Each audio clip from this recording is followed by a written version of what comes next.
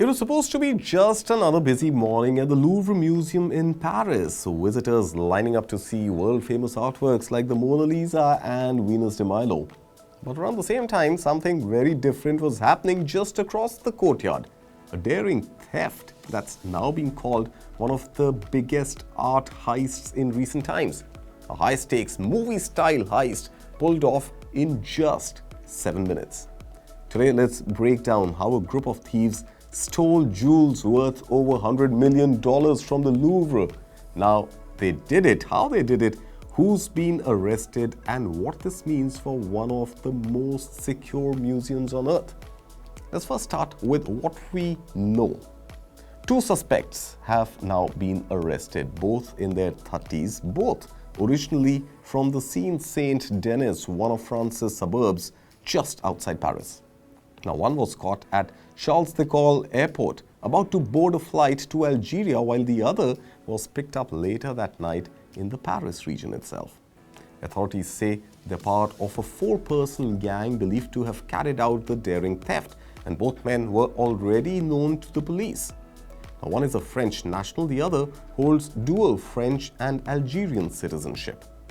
The big question is, how exactly do you steal crown jewels from one of the most visited museums in the world and get away in under 10 minutes? Let's rewind to October 19th, 9:30 a.m., just half an hour after the museum opened. A truck disguised as a moving van pulls up near River Seine right across from the Louvre. Mounted on top, a mechanical lift. Now, 2 of the thieves climbed the ladder up to a balcony on the first floor leading to the Gallery of Apollo. That's where the French crown jewels are displayed. Using powerful tools, they slice through a window, the glass and wooden panes not reinforced. Once inside, they threaten security guards, who immediately evacuate the area. Then they move towards the display cases, each holding priceless 19th century jewels. CCTV footage later showed one thief in a high-visibility vest pretending to be a construction staff, using an angle grinder to cut through the glass. The whole job? 3 minutes and 57 seconds. Under 4 minutes is all it took. Now, here's what they took. 8 pieces in total with links to French royalty. A tiara, necklace and earrings worn by Queen Hortense and Queen Marie-Emilie. 2 emerald necklaces and earrings gifted by Napoleon Bonaparte to Empress Mary Louise. A pearl and diamond tiara and diamond brooch once belonging to Empress Eugenie, and a rare reliquary brooch. Altogether, about $102 million worth, but officials say their heritage value is way beyond that price tag. But it didn't go exactly to plan. The Eugenie crown was found damaged on the escape route. Police have confirmed seemingly dropped.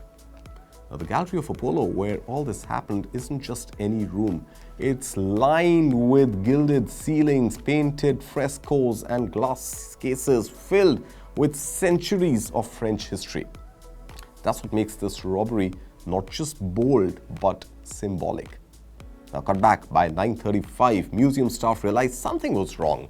Alarms went off, though it's still unclear how widely they were heard. Witnesses say guards began ushering visitors away from the gallery. 3 minutes later, at 9:38, less than 10 minutes after it all began, the thieves tried to set fire to the mechanical ladder they used to get in before jumping onto Yamaha T-Max scooters capable of hitting 100 miles per hour and vanishing into the Paris streets. Police later found damaged jewelry, a high-visibility vest, and other tools abandoned near the scene. Since the heist, French authorities say have launched one of the country's biggest art theft investigations in years. Over 100 investigators and forensic experts are now on the case, reviewing hundreds of CCTV clips and analyzing 150 pieces of evidence from the museum and the stolen lift. And just days later, police made their first arrest.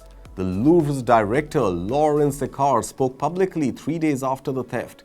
Notre faiblesse, si nous avons... If we're talking about the weak points, our weakness is that, deeply, we were not able to spot the arrival of the thieves sufficiently in advance. The weaknesses of the protection of our perimeter is known and identified. Nous avons une infrastructure... We have an aging infrastructure that does not allow, if I may say so, to implant modern and last-generation equipment in terms of video and surveillance on an infrastructure that just cannot handle it. The museum reopened on October 22nd as investigations continue and the investigators continue to comb through the evidence. But the big question now is, how did all this even happen? This is a building with one of the most advanced security systems in the world, yet these thieves manage to exploit blind spots. Art crime isn't just about money, it's about national pride and collective memory. These jewels weren't just decorative pieces. They were worn by queens and empresses as well as figures tied to France's imperial past. And the fact that they vanished from the Louvre, of all places, has stunned both the art world and the public. It's a reminder that even the most secure institutions are vulnerable, especially when someone knows exactly what they're looking for. 2 suspects are now in custody, but police are still hunting the other 2 members of the gang and searching for the jewels themselves. Experts say the pieces would be almost impossible to sell. They're too famous and they're too distinctive, but that doesn't stop thieves from trying to melt them down or sell the stones separately.